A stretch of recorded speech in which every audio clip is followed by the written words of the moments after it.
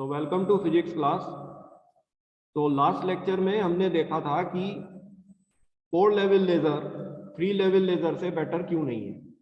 ठीक है, तो हमने उसके कुछ डिसएडवांटेजेस समझे थे, जैसे कि 4 लेवल लेजर में जो परसेंटेज आउटपुट होती है वो जितनी लेजर में कन्वर्ट हो रही है, ठीक है, that is less compare to 3 level laser. 3 level laser में जो आउटपुट होती है उसका ज्यादातर परसेंटेज लेजर में कन्वर्ट हो जाता है, राइट। तो आज हम समझ रहे हैं कि 4 लेवल लेजर 3 लेवल लेजर से बेटर क्यों है।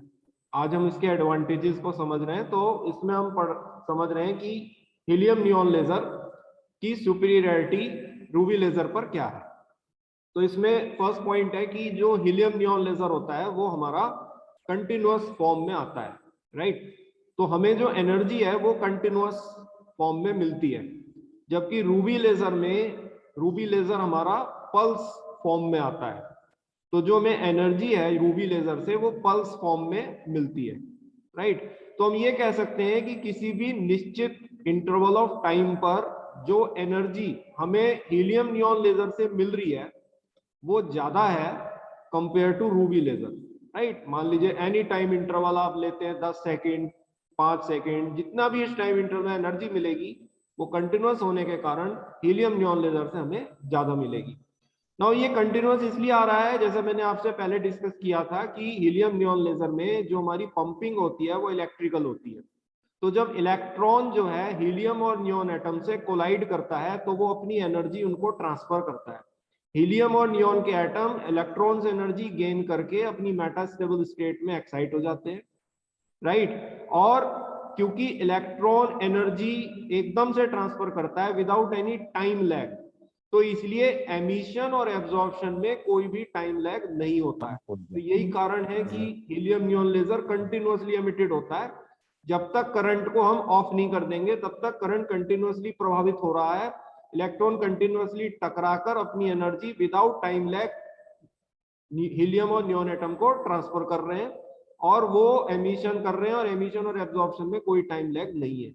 जबकि रूबी लेजर में जो हमारी पंपिंग होती है वो ऑप्टिकल होती है, जिसमें कि क्रोमियम के आयंस ग्राउंड स्टेट में फोटोन को एब्जॉर्ब करके एक्साइट होते हैं। नाउ फोटोन को एब्जॉर्प्शन करने में टाइम लगता है, राइट। तो ये जो समय है जिसमें फोटोन एब्जॉर्ब होता है और फिर ये एटम आयंस एक्साइट होते हैं, इस टाइम लेजर बंद रहता है।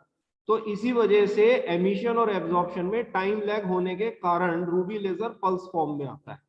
क्लियर। तो ये रीजन है कि helium neon laser can be better option than the ruby laser because we are getting more energy from helium neon laser in a given time interval compare to ruby laser. दूसरी बात यह है कि helium neon laser जो है Ruby laser की तुलना में ज्यादा कोहेरेंट होता है, ज्यादा मोनोक्रोमेटिक होता है, राइट। इसका कारण है कि इसमें जो ये स्पेक्ट्रल विड्थ है, right, you understand the spectral width. तो हमारी जो स्पेक्ट्रल विड्थ होती है इसको हम डेल्टा लैम्डा से डिनोट करते हैं। ये बहुत स्मॉल होती है हीलियम नियॉन लेजर में, लेकिन ये जीरो नहीं होती क्योंकि परफेक्ट मोनोक्रोमेटिक नाम की चीज कोई भी संसार में नहीं होती है। डेल्टा लैम्डा इसमें भी होगा लेकिन कम होगा, राइट। नाउ इसका कारण क्या है, क्यों ये ज्यादा कोहेरेंट है?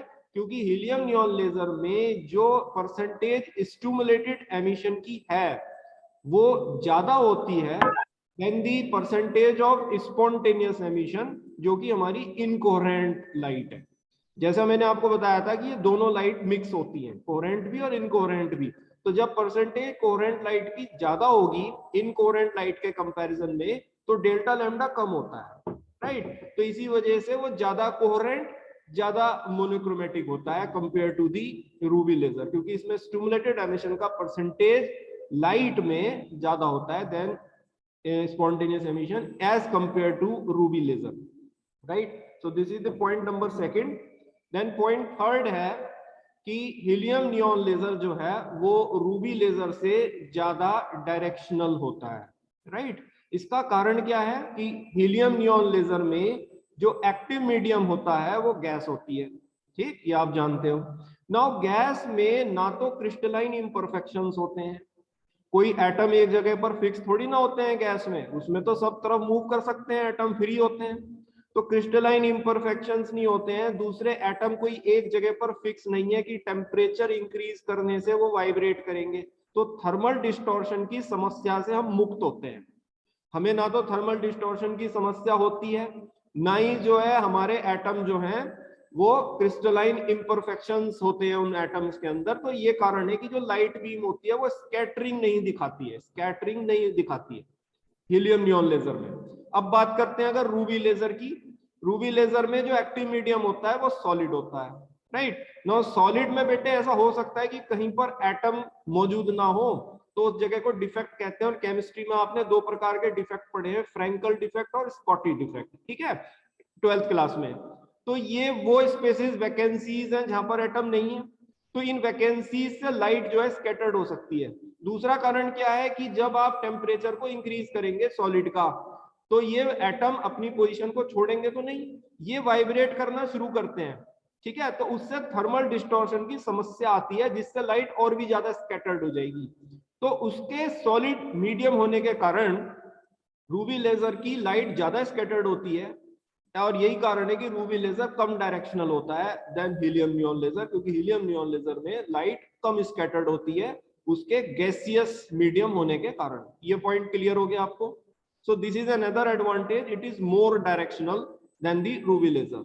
नाउ फोर्थ पॉइंट है हमारा, हीलियम नियॉन लेजर में जो एक्टिव मीडियम है वो हमारा गैस है, जैसा मैंने आपको बताया। तो बेटे जो गैस होती है उसकी जो थर्मल कंडक्टिविटी होती है वो होती है हाई, यानी कि गैस जो है बहुत इजीली कूल की जा सकती है और उसको इजीली हीट अप भी किया जा सकता है, राइट। तो क्योंकि ये इजीली कूल हो रहा है, जो एक्टिव मीडियम है, हीट एनर्जी मैंने आपको बताया था कि आयंस या एटम जो है इस चार्ज ट्यूब से टकराकर एनर्जी लूज करते हैं, जो मैंने E2 से E1 में ट्रांजिशन आपको पिछले लेक्चर में बताया था। ये ऐसे हीट जाती है। नो ये जो हीट है ये क्योंकि गैस है तो इजीली जो एक्टिव मीडियम है इसको लूज कर जाता है। तो मुझे किसी भी प्रकार के कूलेंट को बार बार सर्कुलेट करने की आवश्यकता हीलियम नियॉन लेजर में नहीं होती है। जबकि रूबी लेजर में क्या है कि क्योंकि मीडियम सॉलिड है और सॉलिड की जो थर्मल कंडक्टिविटी होती है वो लो होती है। सॉलिड को अब सॉलिड मुश्किल से गर्म होता है और जब वो गर्म हो जाता है तो मुश्किल से ही ठंडा होता है, उसको टाइम लगता है गर्म होने में, ठंडे होने में भी टाइम लगता है। नाउ जो हीट प्रोड्यूस हो रही है ड्यू टू लेजर, उसको निकालने के लिए मुझे रूबी लेजर में बार बार कूलेंट को सर्कुलेट करना पड़ता है फ्रीक्वेंटली, समझ रहे हैं। तो ये एक समस्या है। तो ये एडवांटेज भी हीलियम नियॉन लेजर का रूबी लेजर में है कि इसको फ्रीक्वेंट कूलिंग की आवश्यकता नहीं होती है than ruby laser, right. So these are the 4 main advantages of the 4 level laser over 3 level laser. अगर ये एग्जाम में क्वेश्चन आता है तो आप यही 4 पॉइंट उसमें लिखेंगे। अगर ये ऐसे आता है कि हीलियम नियॉन लेजर रूबी से सुपीरियर क्यों है, तो भी आप यही 4 पॉइंट लिखेंगे। तो जो लोग लेट ज्वाइनिंग है उनके लिए मैं एक बार फिर बता देता हूं कि हीलियम नियॉन लेजर क्यों बेटर है। क्योंकि हीलियम नियॉन लेजर में जो हमारी लाइट बीम आती है वो कंटिन्यूअस फॉर्म में आती है, तो हमें एनर्जी कंटिन्यूअस फॉर्म में मिलती है। जबकि रूबी लेजर में जो लाइट बीम आती है वो पल्स फॉर्म में आती है, तो हमें एनर्जी पल्स फॉर्म में मिलती है। तो हम ये कह सकते हैं कि एक निश्चित टाइम इंटरवल पर हमें हीलियम नियॉन लेजर से ज्यादा एनर्जी मिल रही है than the ruby laser, right. तो इसका मेन रीजन ये है कि हीलियम नियॉन लेजर में हम इलेक्ट्रिकल पंपिंग कराते हैं, जिसमें इलेक्ट्रॉन जो है वो हीलियम और नियॉन एटम के से कोलाइड करके अपनी एनर्जी को उन्हें ट्रांसफर करते हैं। हीलियम और नियॉन एटम इलेक्ट्रॉन से एनर्जी गेन करके एक्साइट हो जाते हैं। तो इलेक्ट्रॉन जब एनर्जी ट्रांसफर करता है तो वो एक तुरंत करता है, उसमें कोई टाइम लैग नहीं होता है। तो एमिशन और एब्जॉर्प्शन में कोई टाइम लैग ना होने से आपको लेजर कंटिन्यूअस मिलता है। जबकि रूबी लेजर में जो पंपिंग होती है वो ऑप्टिकल होती है, जिसमें क्रोमियम के आयन ग्राउंड स्टेट में फोटोन को एब्जॉर्ब करते हैं। नो फोटोन के एब्जॉर्प्शन में वक्त लगता है जब वो एब्जॉर्ब करके एक्साइट होते हैं, तो इसलिए एमिशन और एब्जॉर्प्शन में टाइम लैग होता है, कुछ समय आता है, राइट। और यही कारण है कि रूबी लेजर जो है वो पल्स होता है। जितने टाइम लेजर बंद है, एब्जॉर्प्शन होके एक्साइटेशन हो रहा है, उतने टाइम लेजर बंद है। और जितने में एटम नीचे आ रहे हैं, डी एक्साइट हो रहे हैं, उतने टाइम लेजर निकलेगा।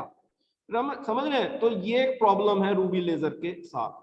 सेकंड चीज ये है कि जो हमारा हीलियम नियॉन लेजर है वो ज्यादा मोनोक्रोमेटिक, ज्यादा कोहेरेंट होता है, क्योंकि उसकी जो स्पेक्ट्रल विड्थ है डेल्टा लैम्डा, ठीक है, दैट इज स्मॉल। इसका कारण है कि हीलियम नियॉन लेजर में जो स्टिमुलेटेड एमिशन की परसेंटेज है, जो कि कोहेरेंट बीम है, वो ज्यादा होती है देन दी स्पॉन्टेनियस एमिशन की परसेंटेज के, जो कि इनकोहेरेंट बीम है as compare to the ruby laser.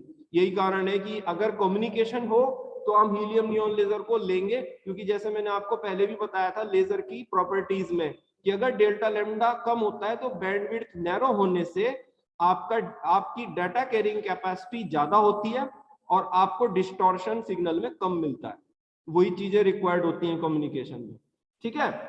तीसरा पॉइंट है helium neon laser ruby laser से ज्यादा डायरेक्शनल है, क्योंकि इसमें जो एक्टिव मीडियम है वो हमारा गैस होता है।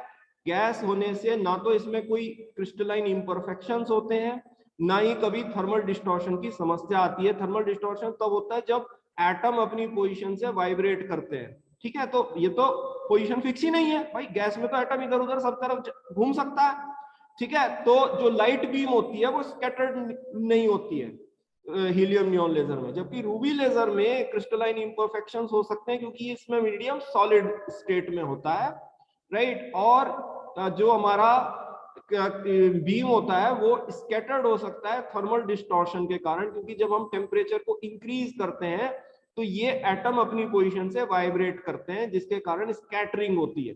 तो स्कैटरिंग होने से डायरेक्शन पर असर पड़ता है, डायरेक्शनलिटी कम हो जाती है रूबी लेजर में। तो this is the reason why helium neon laser is more directional than ruby laser. The reason is because of less scattering, और कारण है इसका एक्टिव मीडियम गैसियस होना और उसका एक्टिव मीडियम सॉलिड होना। चौथा पॉइंट भी हमारा एक्टिव मीडियम से ही रिलेटेड है, क्योंकि हीलियम नियॉन लेजर का एक्टिव मीडियम गैस है जिसकी थर्मल कंडक्टिविटी हाई होती है, तो ये आसानी से गर्म की जा सकती हैं और आसानी से ये ठंडी हो जाती हैं। तो इनको ठंडा करने के लिए मुझे बार बार कूलेंट लगाने की जरूरत नहीं होती है हीलियम नियॉन लेजर में। जबकि रूबी लेजर में क्योंकि एक्टिव मीडियम सॉलिड है तो थर्मल कंडक्टिविटी लो होती है सॉलिड की, सॉलिड मुश्किल से गर्म होता है, एक बार गर्म होने के बाद मुश्किल से ही ठंडा होता है। तो ठंडा कराने के लिए मुझे कूलेंट को बार बार सर्कुलेट करना पड़ेगा रूबी लेजर में, right. So these are the main advantages of helium neon laser over ruby laser, right? So let me come to the next slide.